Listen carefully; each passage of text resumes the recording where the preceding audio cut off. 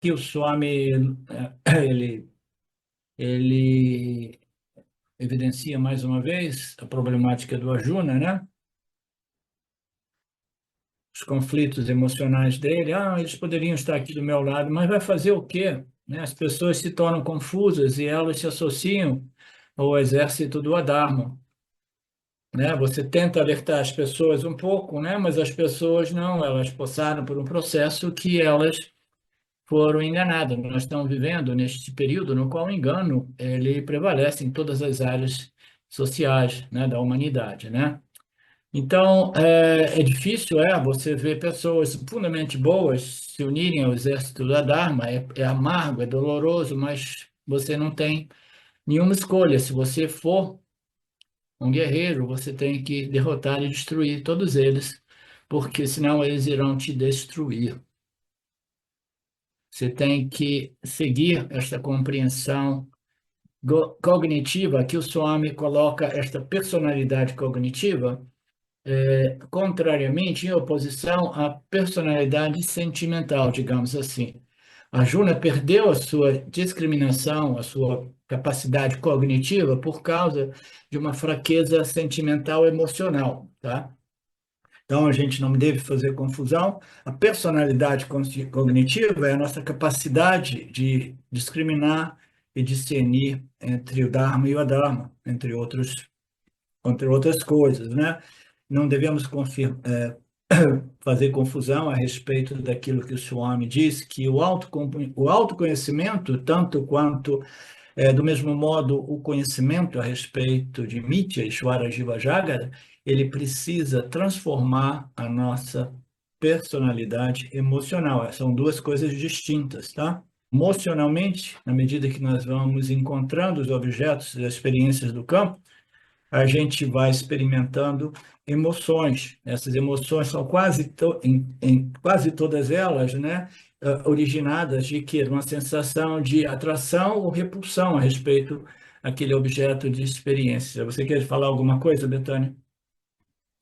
Estou pensando aqui, professor, né, essa discriminação cognitiva que deve dominar a ação. Fico pensando que quem não tem clareza, num conhecimento sobre a verdade, um conhecimento, mais amplo, pode discriminar, né, intelectualmente sem ser dármico, né?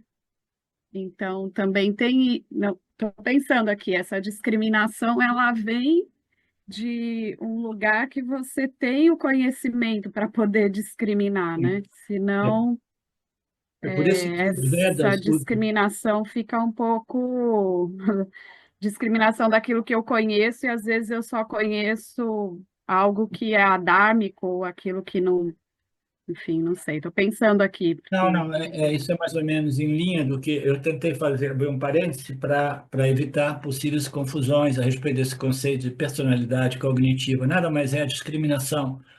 Você tem que desenvolver uma mente muito discriminativa para ser capaz de discernir entre o certo e o errado, o bem e o mal, o Dharma e o Adharma, né?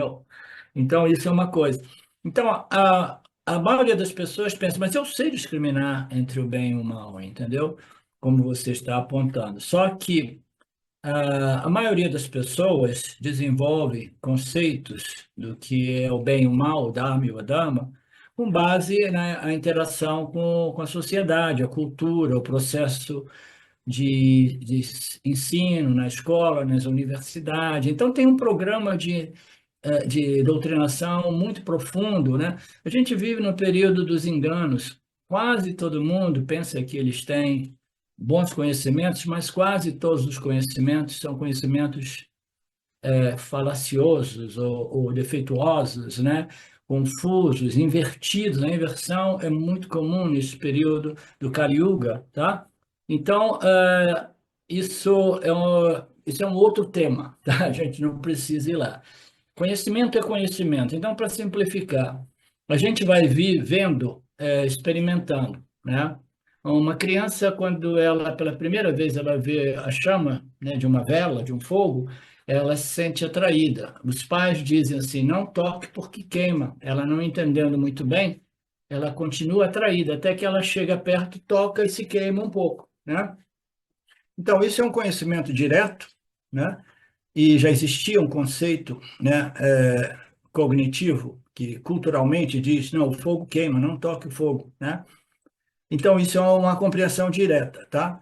Então, a gente vai vivendo, experimentando as coisas e através da percepção, experiência sensorial e as inferências, a gente vai desenvolvendo certos conhecimentos.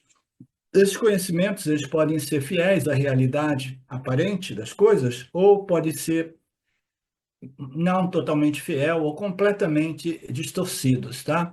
Então, todo o conhecimento que a gente tem depende em percepção sensorial e inferência que nós fazemos. A nossa capacidade é limitada, principalmente quando nós somos muito jovens, movidos por muitas químicas e muitas, né, tendências emocionais violentas, etc. Então, a gente entra no processo cultural no qual a gente vai receber ensinamento das escolas, isso e aquilo, e aí a gente entra na sociedade nos dias de hoje, que a comunicação digital, ela domina. Então, existe um campo de informação que permite ao estabelecimento conquistar as mentes humanas, porque quem controla as narrativas controla a percepção de realidade das pessoas. Então, nos dias de hoje, é muito difícil você poder dizer, não, eu conheço o que eu conheço e eu confio nesse conhecimento. Confia como? Ah, não, porque você aprendeu diretamente? Não, não, mas eu recebi informação. Uma vez uma pessoa me disse, uma pessoa que veio passar um tempo comigo aqui, eu comecei a tentar abrir os olhos dessa pessoa em relação a algumas coisas. E a pessoa começou a querer dizer, não, mas não, isso não acredito em nada disso, bababá, bababá, depende da fonte de informação. Eu falei, sim, depende da fonte de informação, aonde você obtém a sua informação, entendeu? Então, a gente vai obtendo informação através dos meios de comunicação. Todos eles foram infiltrados, dominados, corrompidos, entendeu? Pelo estabelecimento. Então, quase tudo que a gente tem como conhecimento é falso conhecimento, conhecimento enganoso, tá? Então, isso que a Betânia está dizendo é que a gente vai discriminar com base naquilo que a gente pensa se é real, seja certo, seja bom conhecimento, mas a maioria do conhecimento que a gente tem a respeito do mundo é falso conhecimento. Se eu contasse para vocês a real situação do que está ocorrendo nesse planeta, vocês muito provavelmente perderiam respeito por mim, pediriam assim, o professor pirou de vez, tá? Mas é muito, muito, muito grave o que está acontecendo no planeta. Uma pessoa que realmente escolhe tomar uma red pill, né, a pílula vermelha, de querer ver as coisas, eu sei que quase tudo que me ensinaram é mentira, tá? Quase tudo que eles dizem ser a ciência verdadeira, isso, a história verdadeira, quase tudo é mentira, a história é tudo mentira. Por quê? Se você controla a narrativa, você vai contar a história de modo que você possa ser beneficiado por aquela história. Controlando a narrativa, você controla a crença, a percepção das pessoas, tá? Então, a gente não vai entrar nisso, Betânia, mas do ponto de vista espiritual, que é o que nos interessa, a gente precisa de desenvolver uma capacidade de discernimento a respeito do que seja o Dharma e o Adharma, que é o primeiro passo nesse processo de elevação espiritual. Para isso, a gente precisa de um guia. Os Vedas são os nossos guias. Os ensinamentos são os nossos guias, tá? Os nossos textos são os nossos guias, que gradualmente vai permitindo que a gente compreenda, né, o que é realmente Karma, Dharma e Yoga, né? O que é o Upasana, o que são os ensinamentos dos Upanishads, etc. Então, o que sou eu? Então, este processo de conhecimento espiritual, né, ele é um processo que requer um guia. E o que ocorre é que a maioria das pessoas estão literalmente perdidas no mundo espiritual porque eles não aceitam um guia. Elas vão pelo que eles sentem, né? É um monte de bobagem, um monte de ignorância, né? Um monte de fantasia, um monte de ilusão, decepção. As pessoas não têm ideias, tá? Que elas precisam seguir um guia. Ah, mas que história é essa de guia? Eu tenho meu guia interior, eu tenho meu Sadhguru, eu faço e aconteço, eu sou capaz de né, conduzir a minha vida, eu sei o que é o Dharma, o que é o Adharma. Então, essa é a atitude que domina a mente das pessoas nesses círculos espirituais. Muita ignorância travestida de conhecimento, de sabedoria, né? Então, a pessoa, quando ela está confundindo, né, a ignorância com conhecimento, ela, ela não tem, não existe remédio para ela, porque ela assumiu realmente a ignorância ser sabedoria, tá? Então, a gente precisa de chegar num ponto no qual a gente admite, eu não sei nada, tudo isso é ignorância espiritual, tudo que eu sei a respeito do mundo, tudo isso é manipulação, mentira, entendeu? Processo de controle mental da vida humana, da mente humana, ou engenharia social, como nós queiramos, né? Então, mais uma vez, do ponto de vista espiritual, os Vedas e os Upanishads estão ali para nos guiar neste processo, através do qual a gente chega à compreensão, né, da realidade, né, a real natureza do ser, etc, etc. Tá? Eu não queria falar essas coisas, porque quando eu falo essas coisas, algumas pessoas se ofendem e vão embora da aula. Olá, queria trazer aqui para vocês o quanto eu tenho me beneficiado dos ensinamentos do Vedanta. Esses ensinamentos do Vedanta, eles mudaram a minha vida, o meu estilo de vida, né?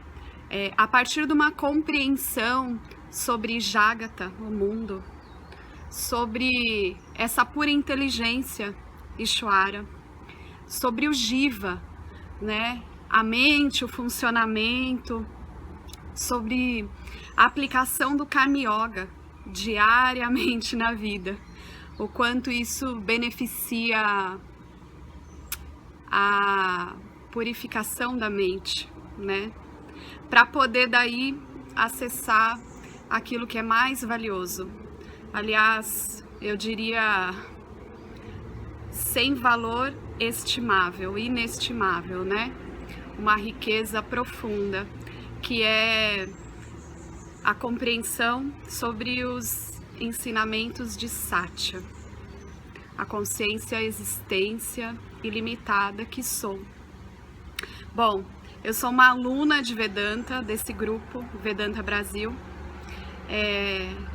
que iniciei a jornada, estou no começo da jornada, mas essa jornada seria impossível sem o apoio diário de um professor qualificado, o professor Arlindo Nagar, nosso professor, que dedica a sua vida, que dedica as batidas do seu coração exclusivamente para o ensino do Vedanta.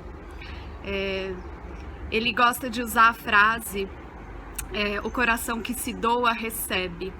Então ele é esse coração que doa. E aí a minha pergunta e o meu convite é: e você? Tem se beneficiado também dos ensinamentos, da compreensão, da clareza desses ensinamentos que são trazidos para nós? Sim? Se sim, o coração que doa recebe. Então o convite é: se você se beneficia, você pode também fazer uma doação. Essa doação, ela é necessária, apropriada, para a manutenção, né, desse ensinamento vivo diariamente para nós. E é um convite para que a gente possa nutrir esse grupo com o dar e o receber.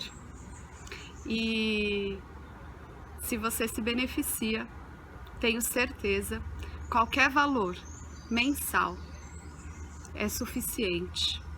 É o valor que o seu coração sentir, mas é um valor apropriado.